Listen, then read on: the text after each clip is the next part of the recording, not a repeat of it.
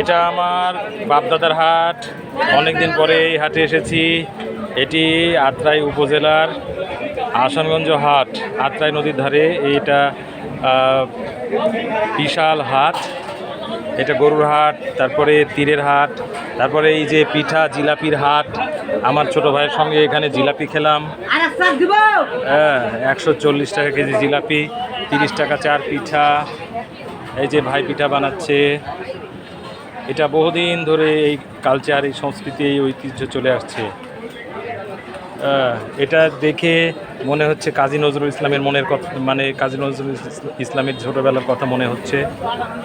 এরকম রুটির দোকানেই কাজী নজরুল ইসলাম মানুষ হয়েছেন। এটা পুকুর পার, পুকুরের ওপারে হাট বসেছে। আর এই পুকুরের চারিদিকে হেঁটে হেঁটে আমরা চলে আসলাম এই পিঠার দোকানে। এই যে ওইদিকে পিঠার দোকান, ও পারে পিঠার দোকান, জিলাপির দোকান, চাচারা, এই যে চাচারা খাচ্ছে পিঠা, আমিও খেলাম। এই যে ভাই পিঠা বানাচ্ছেন, আবার মাঝে মাঝে রেস্ট নিচ্ছেন। এখন একটু ফাঁকা, আমরা কয়েকজন খেলাম। এই যে তোমার নাম কি বাবু? রাফিউল।